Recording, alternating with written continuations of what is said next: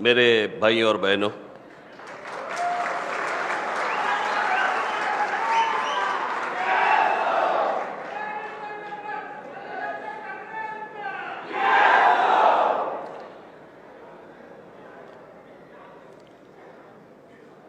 एक दिन मैं घर पे बैठा था तो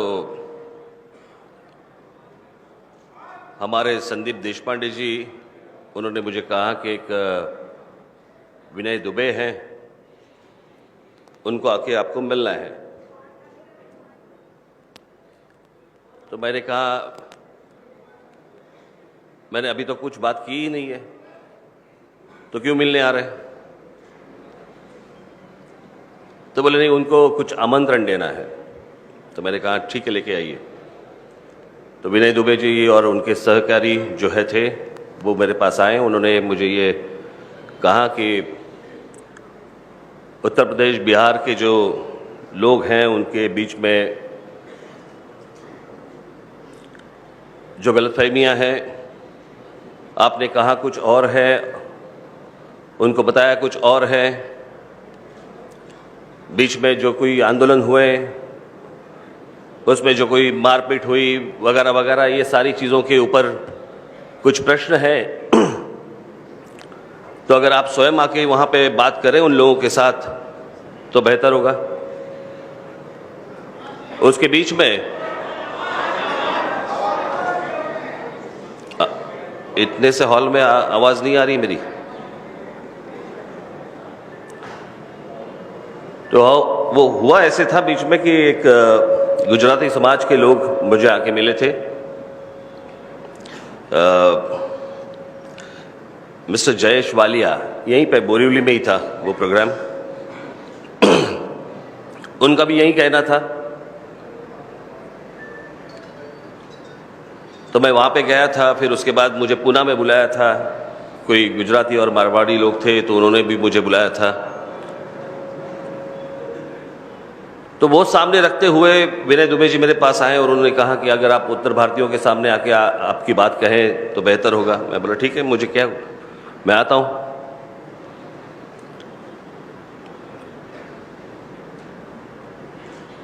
वो जो गुजराती लोग थे, गुजराती समाज के लोग थे, उन गुजराती समाज के लोगों के सामने पूना में जो गुजराती और मारवाड़ी समाज के लोग थे उनके सामने मैंने जो भाषण दिया था वो मराठी में दिया था, क्योंकि वो मराठी समझते हैं। आज आपके बीच में आ रहा हूं मैं, सिर्फ आप ही की बात होती तो मैं मराठी में भाषण कर लेता, लेकिन विनय दुबे जी ने मुझे कहा था कि ये आपका जो भाषण है, ये भाषण हमें उत्तर प्रदेश में, बिहार में सब लोगों को दिखाना है, उनको बताना है कि आपकी भूमिका असलियत में क्या है। तो इसलिए मैं हिंदी में भाषण करने की कोशिश करूंगा। मैं पहली बार हिंदी में भाषण दे रहा हूं।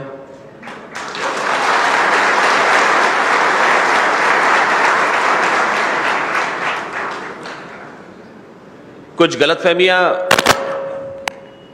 भाषा के अनुसार आपके बीच में भी होगी। जो सच है, सच तो कड़वा होता है, लेकिन मुझे लगता है कि आपको समझना चाहिए वो भी। हिंदी भाषा, यानी मैं जब स्कूल में था तो तब से मेरी हिंदी अच्छी है।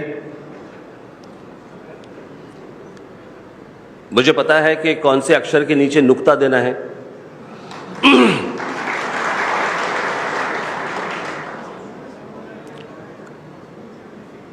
वो इसलिए क्योंकि मेरे पिताजी जो थे उनकी हिंदी अच्छी थी। उनकी सबसे ज़्यादा वो बोल सकते थे, लिख सकते थे, समझ सकते थे, वो भाषा थी उर्दू। तो इसलिए उनके कारण मेरा थोड़ा बहुत हिंदी ठीक ठाक हुआ। और दूसरा कारण है फिल्में।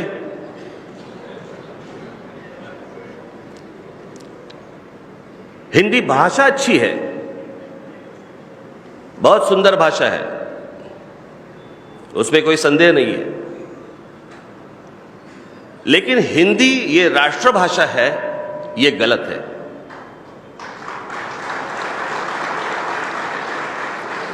क्योंकि राष्ट्रभाषा का निर्णय कभी हुआ ही नहीं।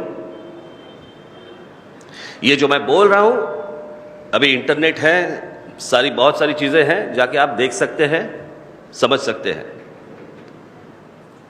तो जैसे हिंदी भाषा है, वैसे ही मराठी भाषा है, वैसे ही तमिल भाषा है, वैसे ही गुजराती भाषा है, इस राष्ट्र की भाषा है, ये सारी भाषाएं हैं।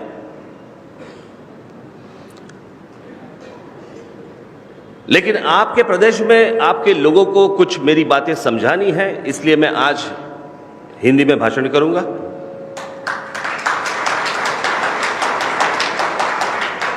कुछ गलतियां हुई तो समझ लेना।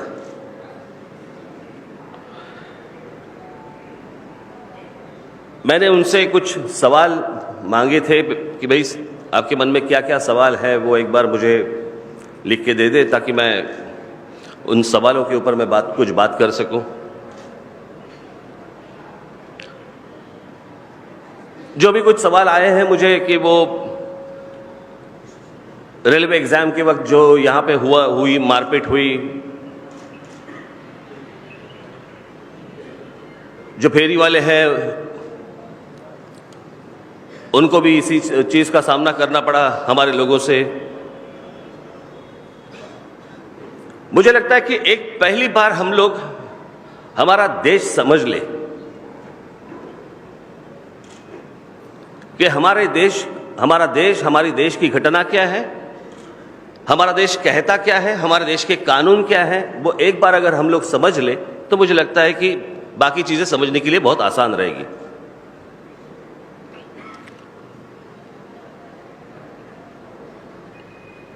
लोग कहते हैं कि राज ठाकरे और उसके पार्टी के लोग जो है, उनके महाराष्ट्र सैनिक जो है, वो संविधान का अपमान करते हैं।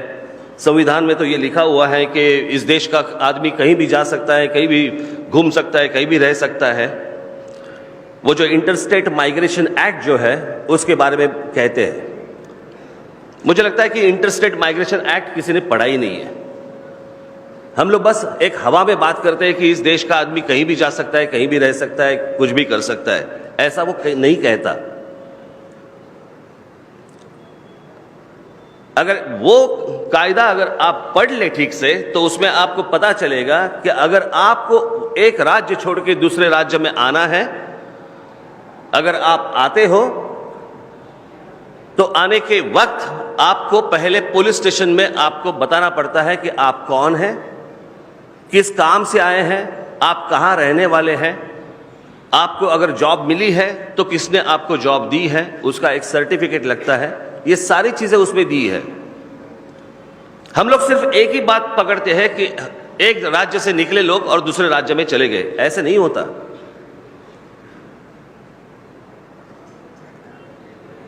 जो असली तकलीफ जो है वो यहां से शुरू होती है। मैं जो हर वक्त कहता हूं, आज देखिए, मैं आज आपके सामने मैं क्लैरिफिकेशन देने के लिए नहीं आया हूं। मैं मेरी भूमिका जो है, जो मेरी भूमिका पहले से थी, वो सिर्फ आपको हिंदी में बताने के लिए आया हूं।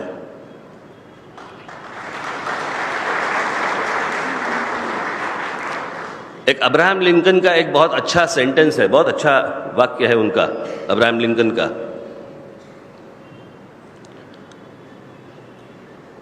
कि कभी क्लैरिफिकेशन मत देना, क्योंकि जो आपके ऊपर प्यार करते हैं वो क्लैरिफिकेशन की मांग नहीं करते,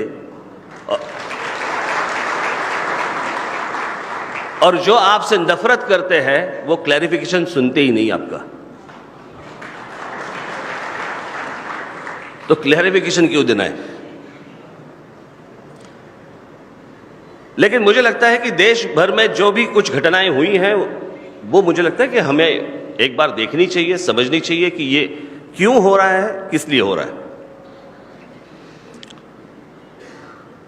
मैं आज महाराष्ट्र की बात कर रहा हूं। महाराष्ट्र की आज अगर जनसंख्या देखी जाए तो महाराष्ट्र की जनसंख्या है 13.5 करोड़। बहुत सारे लोग आज बाहर के राज्यों से महाराष्ट्र में आते हैं, खास करके उत्तर प्रदेश और बिहार से लोग आते हैं।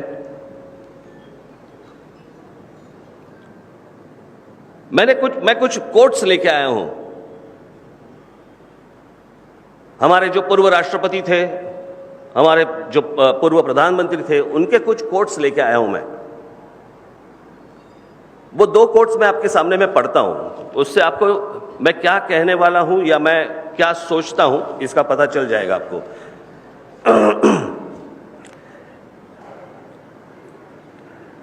ये है अपने पूर्व राष्ट्रपति राजेंद्र प्रसाद जी का कहना, ये उनका स्टेटमेंट है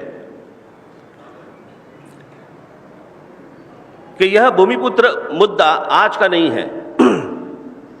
1938 में पहली बार राजेंद्र प्रसाद जी ने भूतपूर्व राष्ट्रपति बिहार का सर्वे किया था और एक रिपोर्ट लिख के उन्होंने वह कांग्रेस कार्य समिति के सामने रखा था।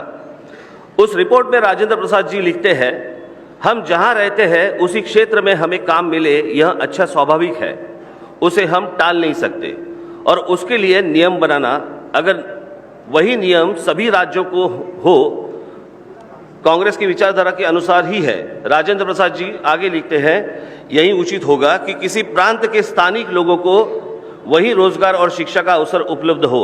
स्थानिक लोगों की ऐसी मांग हो तो हम टालना नहीं चाहते और वह हम कर भी नहीं पाएंगे। स्थानिक लोगों की इच्छा को सम्मान देना चाहिए। दूसरा कोट है इंदिरा जी का, लोकसभा का। लोकसभा में उन्होंने जो कहा था वो कोट है और उन्होंने कहा था कि यह सही है कि भारत का कोई भी नागरिक कहीं भी जा सकता है, काम कर सकता है, फिर भी अगर बहुत भारी संख्या में अगर बाहर के लोग काम करने हेतु आएंगे तो संघर्ष तो होगा ही, उस राज्य में संघर्ष तो होगा ही। मैं इस पे कुछ नियम बनाने के पक्ष में नहीं हूं, फिर भी इसमें कुछ संतुलन बनाना चाहिए और किसी भी हालत में स्थानीय लोग रोजगार से वंचित न हो, यह देखना चाहिए। मैं जो कहता हूं इससे अलग क्या कह रहा हूं मैं?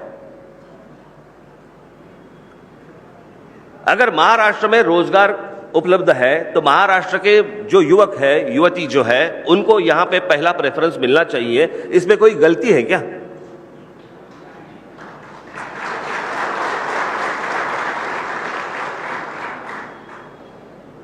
कल अगर उत्तर प्रदेश में इंडस्ट्री जाती है, उद्योग आते हैं, तो पहला प्रेफरेंस उत्तर प्रदेश के लोगों को मिलना चाहिए, वहां के युवाओं को मिलना चाहिए। अगर बिहार में इंडस्ट्री जाती है तो पहला प्रेफरेंस उनको मिलना चाहिए। इसमें गलत क्या है?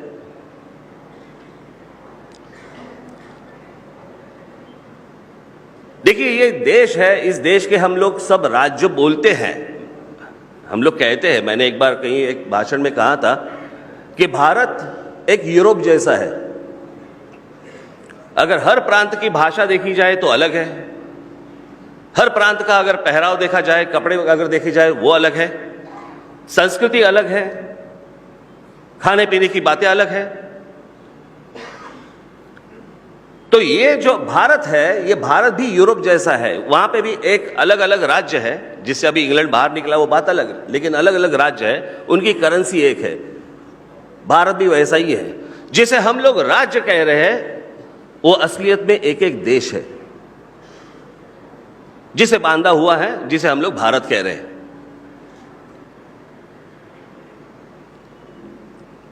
पहली गलती तो वहां पे है जहां पे उत्तर प्रदेश के राजनेता जो है वो आपके यहां पे उद्योग ना ला सके।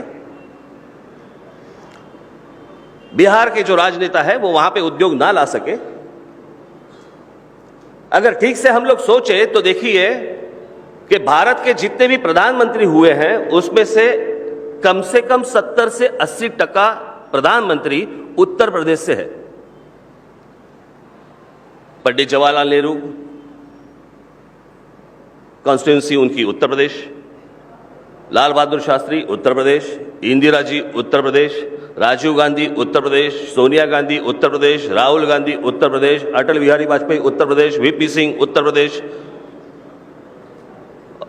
अटल बिहारी वाजपेयी उत्तर प्रदेश और नरेंद्र मोदी।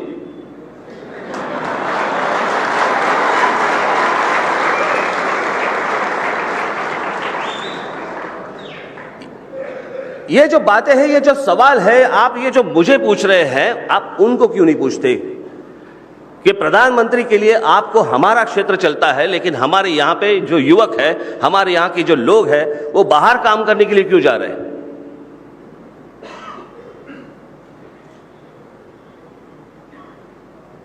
इसका किसी के पास जवाब नहीं है।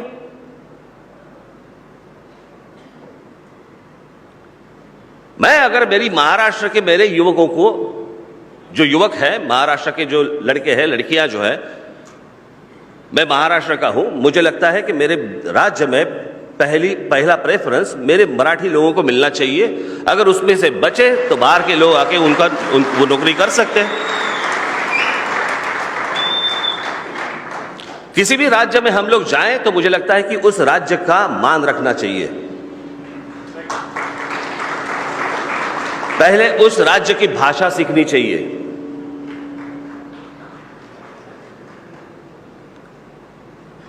जब परदेश जाते हो तो क्या करते हो? हिंदी में बात करते हो, उनकी भाषा में बात करनी पड़ती है। तो शुरुआत तो मुझे लगता है कि यहां से शुरू होती है। अलग अलग चीजें हैं, लेकिन मुझे इस बात का ताज्जुब है कि जो महाराष्ट्र में जो हुआ, उसका चित्र जो देश भर खड़ा किया, खास करके दिल्ली में बैठे हुए मीडिया के लोग, तो जो बाकी राज्यों में हुआ उसके बारे में चर्चा क्यों नहीं होती?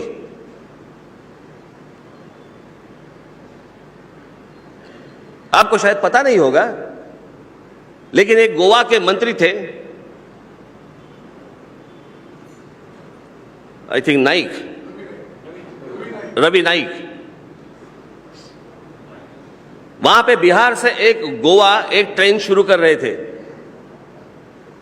एक रेलवे शुरू कर रहे थे। तो उन्होंने एक स्टेटमेंट किया था कि हमें भिखारियों की ट्रेन यहां पे नहीं चाहिए। तब किसी को अपमान नहीं लगा, तब किसी का खून नहीं खौला, तब मीडिया वालों ने कुछ सवाल नहीं पूछे।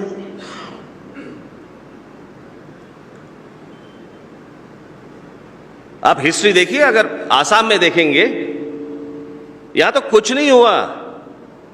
अगर आसाम में देखेंगे तो आसाम में तो बिहारियों के उनकी गर्दन काटी गई थी, उनको मार डाला था। एक बहुत बड़ा आंदोलन वहां पे आसाम में हुआ था कि बिहारियों को हटाओ,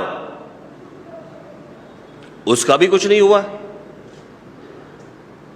उसके बारे में भी कोई मीडिया के लोग, पत्रकार कोई बात करना नहीं चाहते।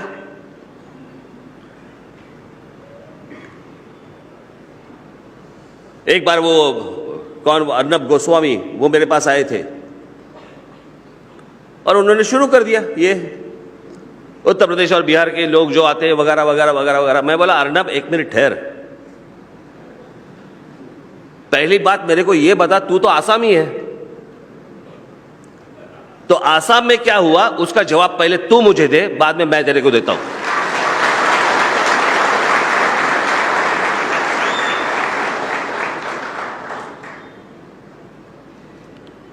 हम दूर क्यों भटक रहे हैं? अब भी 1 महीने पहले तो गुजरात से निकाल दिए थे।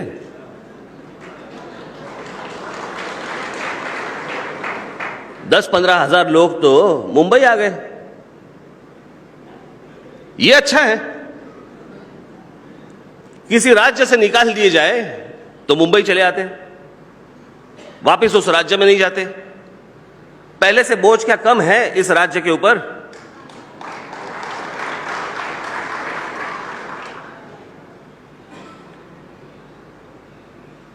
लेकिन वो सवाल कभी आप नरेंद्र मोदी को नहीं पूछेंगे। 2 दिन चली वो न्यूज, उसके बाद खत्म। मेरे बारे में कितने दिन चल रही थी? अभी भी कुछ लोगों को बीच में अटैक आ जाता है तो निकाल देते हैं। लेकिन वो गुजरात की न्यूज दबाई गई, उसका आगे कुछ नहीं हुआ। किसी वहां के मुख्यमंत्री को सवाल नहीं पूछे गए, ना नरेंद्र मोदी को, ना वो अमित शाह को, ना और किसी को सवाल नहीं पूछे गए।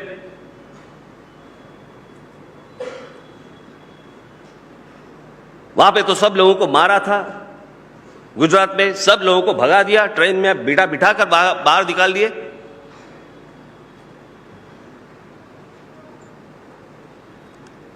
अब मैं मेरे आंदोलन पे आता हूं। जहां से ये शुरुआत हुई थी वो था रेलवे का आंदोलन। महाराष्ट्र में रेलवे के जो जॉब्स थे, जो महाराष्ट्र के लोगों को मिलने चाहिए थे, उसका इश्तिहार किसी भी महाराष्ट्र के मराठी न्यूज़पेपर में कभी छपवाया नहीं, महाराष्ट्र के किसी हिंदी न्यूज़पेपर में छपवाया नहीं, किसी इंग्लिश न्यूज़पेपर में आया नहीं। महाराष्ट्र में इस तरह के जॉब्स हैं, इस तरह की नौकरियां हैं, इसके इश्तिहार कहां पे आ गए? उत्तर प्रदेश में और बिहार में। क्यों महाराष्ट्र में क्यों नहीं?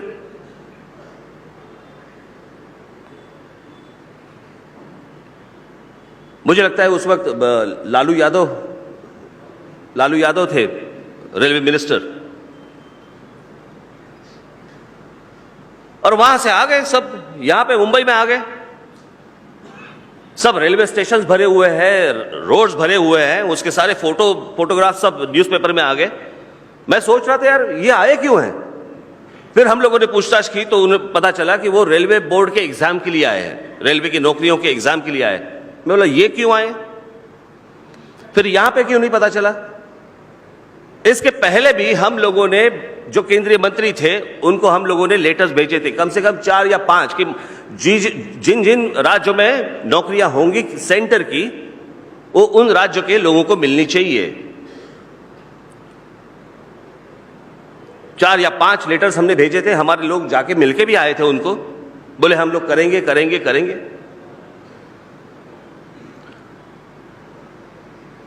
और फिर उस वक्त जो माहौल जो भड़क गया,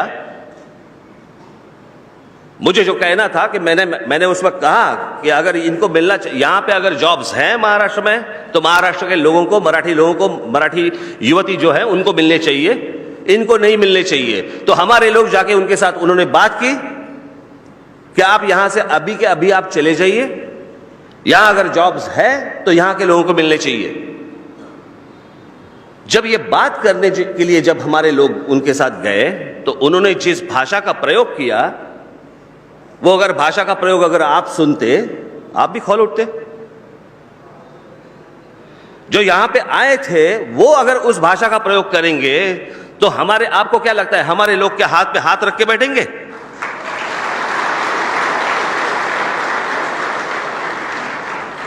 कल अगर यही बात उल्टी हो गई, पकड़ लो, कि मराठी लोगों ने जाके अगर उत्तर प्रदेश में या बिहार में इस तरह की बात की, आप क्या करेंगे? आरती उतारेंगे?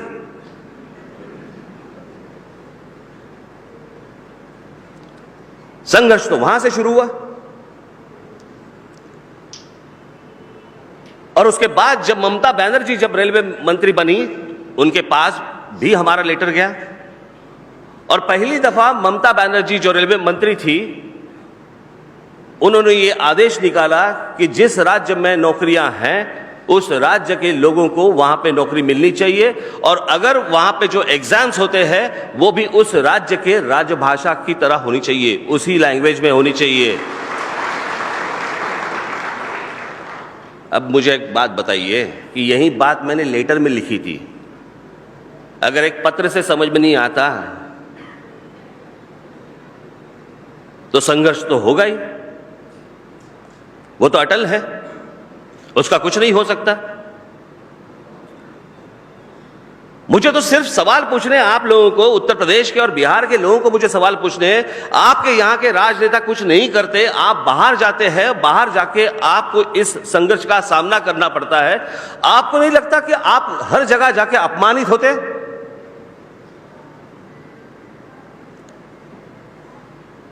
आपका स्वाभिमान कहां है? आप आपके राजनेताओं को कभी पूछेंगे नहीं कि हम लोग जब बाहर जाते हैं तो हमें जिल्लत की जिंदगी जीनी पड़ती है, लोग गालियां देते हैं, मारपीट करते हैं। वहां के लोगों को, अगर अभी तक उनके वहां पे लोगों को रोजगार नहीं है, हम लोग वहां पे जा रहे हैं,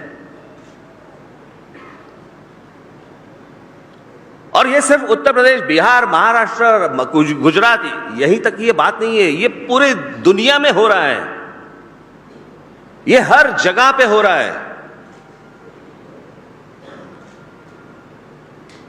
और इस बात को हमें समझना चाहिए कि हमारे लोगों को, अगर आपके, अरे मैं यानी कि बिहार में अगर देखे जाए, अपने यहां पे जो पहली यूनिवर्सिटी बनी वो तक्षशिला,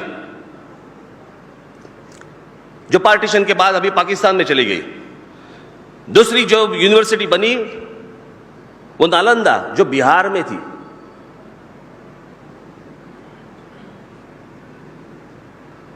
तीसरी यूनिवर्सिटी बनी वो थी 1200 में, 1290 या कहीं उस वक्त, ऑक्सफोर्ड।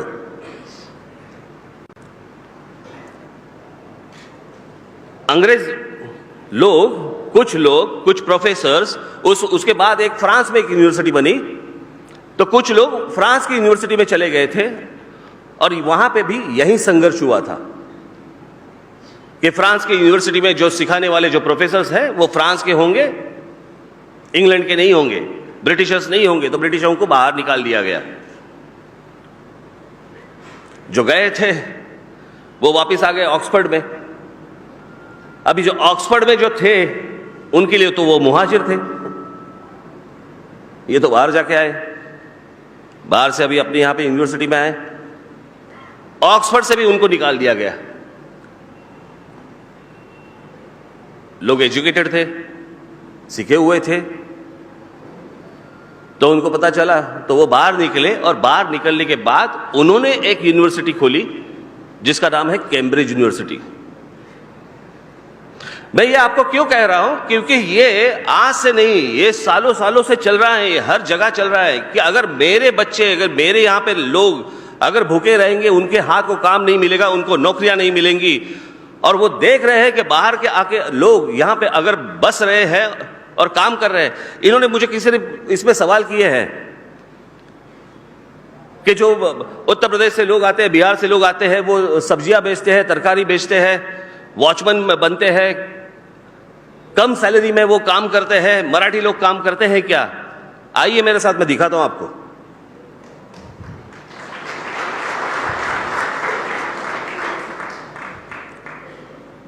महाराष्ट्र के हर जगह पे जाएंगे तो मराठी लोग जो है वो लीगली बैठे हैं, तरकारी बेच रहे हैं। मंडी में जाइए कभी, मार्केट में आपको मराठी लोग ही मिलेंगे। बहुत जगहों पे हमारी मराठी औरतें बैठी रहती है। ये जो फेरीवाला का जब आंदोलन जब हुआ, उसके बाद बहुत सारे ऐसे मराठी लोग भी मेरे पास आए, लेकिन जहां पे लीगल नहीं था वो मेरे पास आए कि हमें बैठने दीजिए। मैं बोला जहां पे लीगल नहीं है वहां पे कोई नहीं बैठ सकता। तो जो मैंने मुझे समझाना था वो आपको भी वही समझाना था, उनको भी मैंने वही समझाया।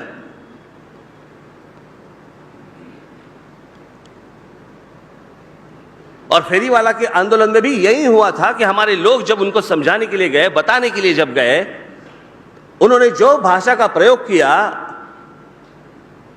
और दिखाने के लिए आपके जो नेता लोग यहां पे कहते हैं कि हम लोग उत्तर भारतीयों के नेता जो है, उन लोगों ने इन सारी चीजों में जो आग लगाई, उसके बाद यह संघर्ष शुरू हुआ।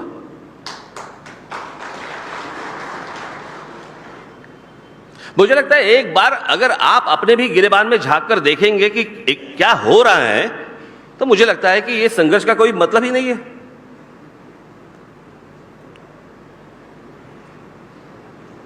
आज इंडस्ट्री महाराष्ट्र में इतने सालों से क्यों रह रही है, क्यों आ रही है? क्योंकि यहां के मराठी लोगों ने, जो सुसंस्कृत मराठी जो लोग हैं, उन लोगों ने यहां की जो भूमि तैयार की, उसकी वजह से बाहर की बहुत सारी इंडस्ट्री महाराष्ट्र में आ रही है। मुझे लगता है कि ऐसी कोई सुसंस्कृत उत्तर प्रदेश में लोग नहीं है, ऐसी बात नहीं है, बहुत सारे लोग हैं। उनको एक बार ये सोचना चाहिए कि उनके जो युवा हैं, जो युवती है, उनके भविष्य के लिए यहां पे लोग आने चाहिए। इंडस्ट्री उत्तर प्रदेश में जाए। मैं चाहता हूं कि इंडस्ट्री उत्तर प्रदेश में जाए, बिहार में चली जाए, वहां के युवकों को काम मिले। लेकिन बस वहां से निकले और यहां पे मुंबई महाराष्ट्र में चले आए, आप मालूम नहीं क्या करना है, बस गए। झोपड़पट्टी के ऊपर झोपड़पट्टी बन रही है मुंबई में, ठाणा में, हर जगह पे। आपको मालूम है उत्तर प्रदेश, बिहार और सिर्फ झारखंड से 3 राज्यों से महाराष्ट्र में रोज 48 ट्रेनें आती है। 48 ट्रेन रोज आ रही है। भर के आ रही है, खाली जा रही है।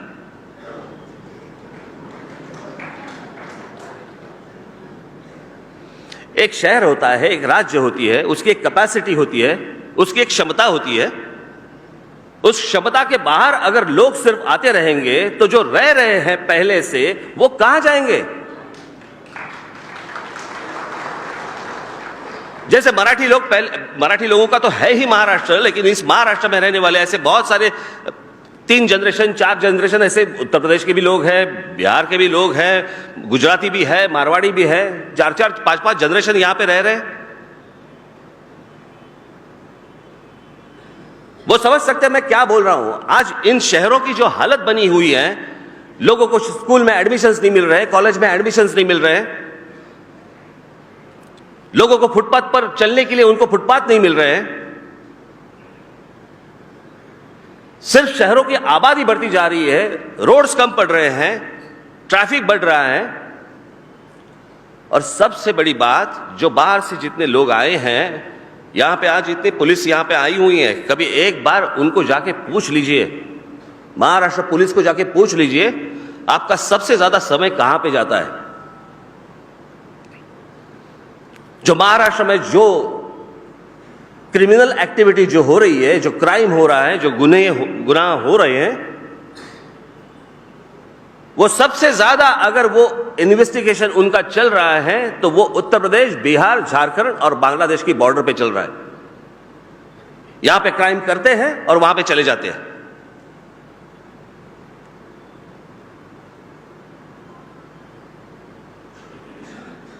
'95 के पहले ऐसी हालत नहीं थी, लेकिन 95 में यहां पे एक महाराष्ट्र में स्कीम आई, झोपड़पट्टी वालों को मुफ्त घर। 95 के पहले की मुंबई अलग थी, 95 के बाद की मुंबई अलग है। मुंबई थाना 95 के अलग अलग था, 95 के बाद अलग है। महाराष्ट्र के हर शहर में जाएंगे, पुणे में जाएंगे, हर जगह जाएंगे तो 95 के पहले अलग है, 95 के बाद अलग है। इतने वहां से लोग आए, अच्छा मुंबई में फोकट घर मिल रहा है। उसमें बहुत सारे जो लोग आए, वो आए हुए लोग कौन हैं? जो यहां पे सीख रहे हैं, जो यहां पे नौकरी कर रहे हैं, अच्छी तरह से नौकरी कर रहे हैं, वहां पे संघर्ष की कोई बात नहीं है। लेकिन जो सिर्फ क्रिमिनल्स यहां पे आ रहे हैं, अगर उस राज्यों से आ रहे हैं, राज ठाकरे बर्दाश्त नहीं करेगा।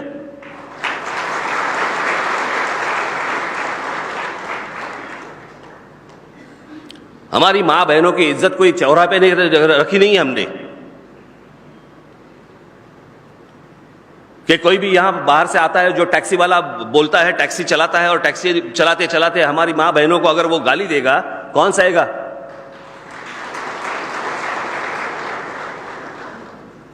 आज महाराष्ट्र में जो मुसलमान रहते हैं, जो महाराष्ट्र के मराठी मुसलमान हैं, जो आप देखिए बहुत सारे इलाकों में रहते हैं, दंगे वहां पे कभी नहीं होते। जो बाहर से आए हुए जो मुसलमान हैं, बाहर के राज्यों से आए हुए मुसलमान हैं, दंगे वहां पे होते हैं। मुझे याद है एक बार आजाद मैदान पे एक मोर्चा निकाला गया था, कौन होते थे? रजा कदमी, वो उनका एक मोर्चा निकाला हुआ था। मैंने जब बाद में पूछताछ की मैंने पुलिस से, तो सब उसमें से कम 98% जो मुस्लिम्स थे आए हुए, जिन्होंने मीडिया की वैन्स जलाए थे, पत्रकारों को यहां पे मारा था, यहां के पुलिस को मारा था। पुलिस, जो महिलाएं हमारी जो बहनें हैं, उनके इज्जत पे हाथ डाला था।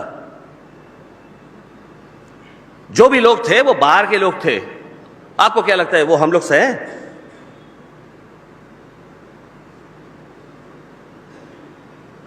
वो सब थे आजमगढ़, प्रतापगढ़ वगैरह वगैरह, यहां से लोग आए थे। यही बात उल्टी करके एक बार देख लीजिए कि अगर यही बात आपके प्रदेश में, अगर उत्तर प्रदेश में हो या बिहार में हो, आप क्या करेंगे?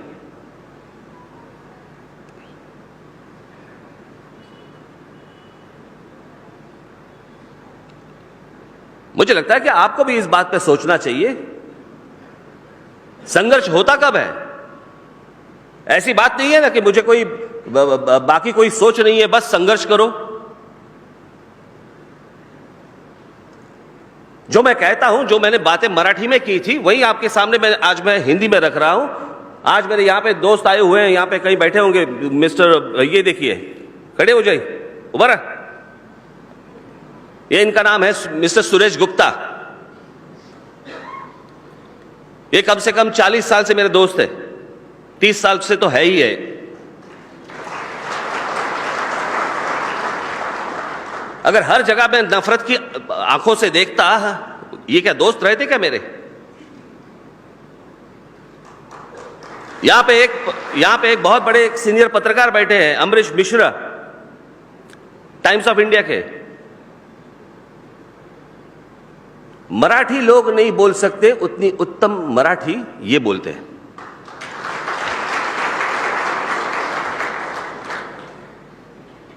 मेरे पार्टी के उपाध्यक्ष वागीश सारस्वत किधर है?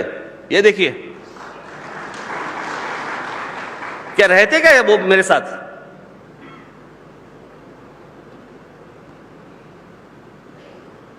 मेरी जो सोच है वो बहुत सीधी है। बीच में कुछ लोग आए थे मेरे पास, एक युगांडा में रहने वाले मराठी लोग जो थे, उनको मेरी तरफ से कुछ संदेश चाहिए था, तो मैंने उनको संदेश लिख के भेजा था। शायद लिख के नहीं, मैंने बोल के ही भेजा था। और मैंने उनको कहा था, जिस देश में रह रहे हो उसकी भाषा सीखो, उसकी संस्कृति सीखो, उसके हिसाब से रहो।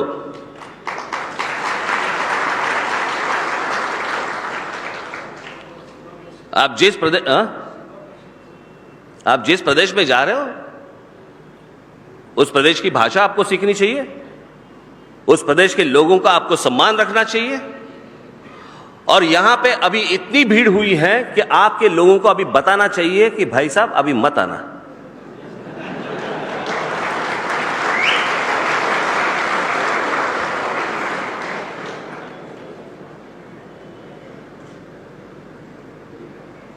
एक समय था जब मुंबई में, महाराष्ट्र के बहुत सारे शहरों में, खास करके मुंबई में, दक्षिण के लोग आते थे। 60 के दशक में उस वक्त दक्षिणात्यों के खिलाफ वहां पे उस वक्त संघर्ष हुआ था मुंबई में।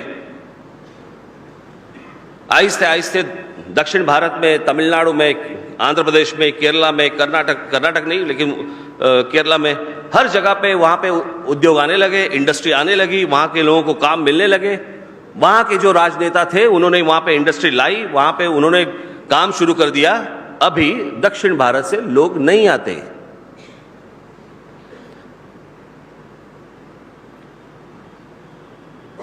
मैं आपकी सोच समझ सकता हूं कि हमें वहां पे काम नहीं मिलता, इसलिए हम लोग दर दर भटकते हैं। लेकिन जिस महाराष्ट्र में आ रहे हैं वहां पे भी लाखों युवक, आज उनको भी हाथ को काम नहीं है।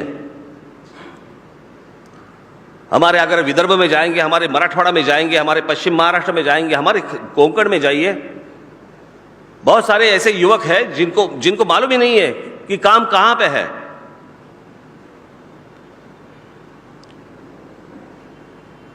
महाराष्ट्र के भी लोग बताते नहीं कि भाई यहां पे इंडस्ट्री आई है, तो यहां इंडस्ट्री में कौन से लोग चाहिए, उनको कौन से लोग भरने चाहिए। और जब बहुत सारी इंडस्ट्री में पता चले कि बाहर से लोग भर रहे हैं, आप मुझे बताइए, संघर्ष नहीं होगा तो क्या होगा? यह इतनी सीधी बात है।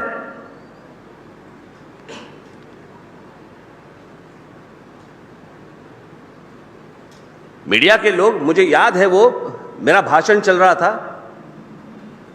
मैं मराठी में भाषण दे रहा था। एक यहीं का एक रिपोर्टर था, ये जो उसने मुझे बताया, और उसने कहा कि हमारे जो एंकर जो दिल्ली में थी, वहां पे कुछ गलत दिखा रहे थे। जो मैं भाषण कर रहा हूं, मैं बता रहा हूं, वो दिखा नहीं रहे थे। यानी वो लिखते हैं ना भाषण में मैं क्या बोल रहा हूं, वो जो लिखते हैं वो कुछ गलत लिख रहे थे। तो यहां के वो रिपोर्टर ने उनको फोन करके बोला कि आप जो दिखा रहे हैं वो गलत है, राज ठाकरे ऐसे भाषण नहीं बोल रहे, वो जो बोल रहे हैं वो अलग है, आप दिखा रहे हैं अलग। तो उस लड़की ने उस रिपोर्टर को कहा कि शट अप, तुम तुम्हारा काम करो, हम हमारा काम करेंगे। मतलब क्या है इसका?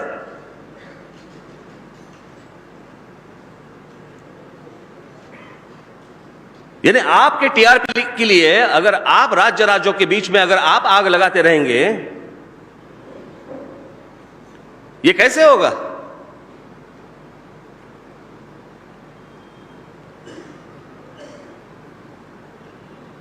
ये बात मुझे लगता है कि आपको समझ लेनी चाहिए।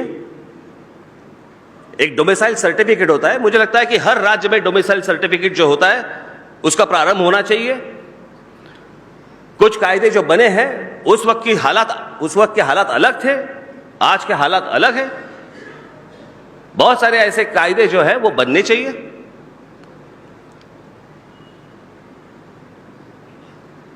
हमारे यहां पे राज्य जो है, राज्य में सत्ता होती है, केंद्र में सत्ता होती है, केंद्र का काम अलग रहता था। अभी ये नरेंद्र मोदी आए तब से कुछ अलग अलग ही बन रहा है। जब वो मुख्यमंत्री थे तब भाषा उनकी अलग थी, जब प्रधानमंत्री बन गए तो भाषा उनकी अलग है। जब मुख्यमंत्री थे तो नरेंद्र मोदी कहते थे उन्होंने केंद्र को कहा था जब मुख्यमंत्री थे कि हमें आप पैसे भेजना बंद कर दीजिए, हम आपको पैसे देना बंद कर देंगे, हम हमारा राज्य चलाएंगे। प्रधानमंत्री बनने के बाद कह रहे हैं हम हमारा पैसा हमारे पास रखेंगे, राज्यों का पैसा भी हम लोग ले लेंगे।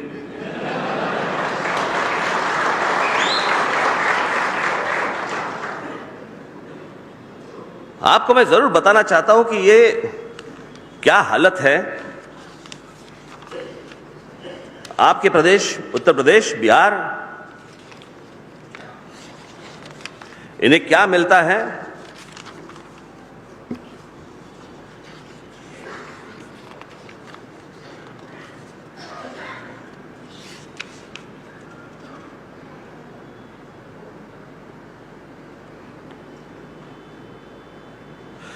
ये देखिए, महाराष्ट्र केंद्र में जितने पैसे देता है, केंद्र को जितने पैसे देता है, महाराष्ट्र केंद्र के भंडार खजाने में 100 रुपयों का योगदान देता है, तो महाराष्ट्र को सिर्फ उसके बदले में 13 रुपए 20 पैसे मिलते हैं।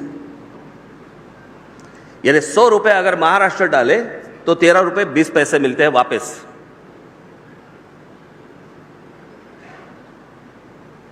लेकिन बिहार जब 100 रुपया देते हैं तब उन्हें विकास के लिए 139 रुपए मिलते हैं।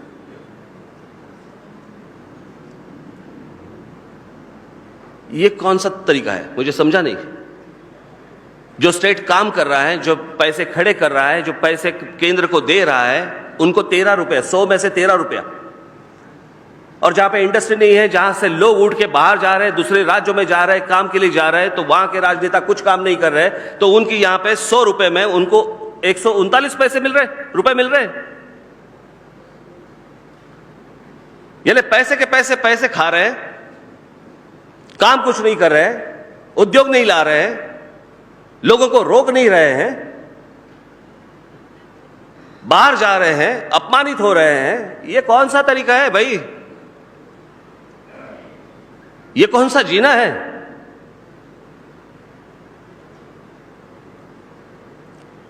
और मैं आज आपको कह देता हूं, देखिए, मुझे संघर्ष करने की जरूरत नहीं, लेकिन यही अगर तरीका और बढ़ते जाएगा तो हर राज्य में संघर्ष होगा ही।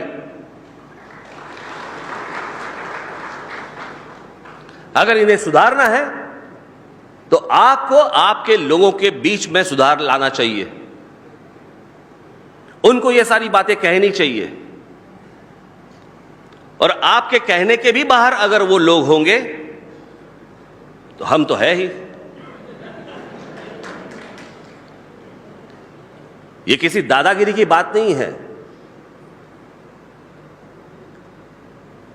लेकिन मुझे लगता है कि हर राज्य बड़ा हो, उद्योग में बड़ा हो, बाकी सारी चीजों में बड़ा हो, और हर राज्य के बीच में एक हेल्दी कंपटीशन हो।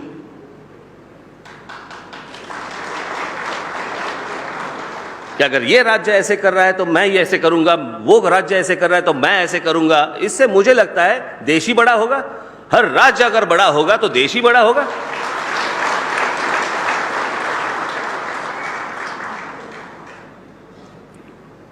यही बात मैं आज तक कहते आया हूं। अब समझी?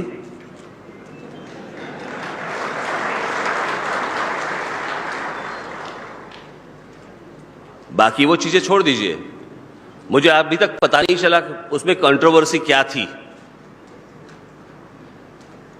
अमिताभ बच्चन जी का जब सवाल आया था तो मैंने क्या गलत बताया था? मेरा जो वाक्य था वो जो उस वक्त था आज भी वही है। बीच में एक बार मेरे साथ अमिताभ बच्चन जी एक स्टेज पे आए थे, उनके सामने भी मैंने वही बात रखी थी। मैंने सिर्फ इतना ही कहा था कि अमिताभ बच्चन जब लोकसभा के लिए खड़े हुए तो उन्होंने इलाहाबाद से खड़े हुए, क्यों नहीं मुंबई से? जब उन्होंने काम किया तो एक भोजपुरी फिल्म में काम किया था। जब उनके कोई बहू के नाम से कोई कन्याशाला निकालनी थी, उसके लिए उन्होंने उत्तर प्रदेश की जमीन चुन ली थी। मेरा सिर्फ इतना ही छोटा सा सवाल था कि इतने बड़े शहंशाह, इतने बड़े आदमी को, जो इतना बड़ा कलाकार है, इस इतने बड़े कलाकार को अगर अपने मातृभूमि या जन्मभूमि के बारे में या अपने राज्य के प्रति अगर इतना प्यार हो सकता है तो राज ठाकरे बहुत छोटा आदमी है, उसको अगर महाराष्ट्र के प्रति प्यार होगा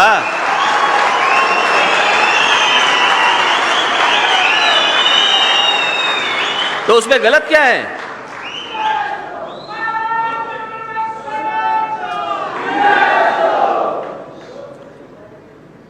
यही मेरी भूमिका थी और यही मेरी भूमिका रहेगी।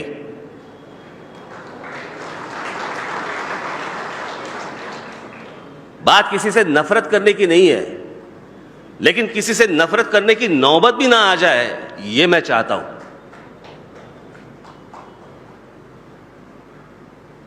तो बस यही था मेरा, जो मैंने जो कहा था, इतना ही मेरे सामने जो था वो इतना ही था। आज आप आए हैं, मुझे लगता है कि आपने मुझे शायद समझ लिया होगा कि मुझे क्या कहना है और मुझे क्या करना है। मैं महाराष्ट्र का उत्कर्ष चाहता हूं, महाराष्ट्र में मराठी लोगों का उत्कर्ष चाहता हूं। मेरे महाराष्ट्र के साथ जो बरसों से, सालों से जो मेरे साथ महाराष्ट्र के जो है, जो इतर भाषिक भी होंगे लेकिन जो महाराष्ट्र को मानते हैं, मेरी मराठी भाषा को मानते हैं, यहाँ के लोगों का सम्मान रखते हैं, उनकी भी तरक्की मेरे हाथ में मैं करूँगा। सो महाराष्ट्र का उत्कर्ष करना ये मेरा काम है। आप जाके सिर्फ वहां पे उनकी उस राजनेताओं को बताइए, उस प्रदेश का उत्कर्ष उनके हाथों हो, बस इतना ही। धन्यवाद। जय हिंद, जय महाराष्ट्र।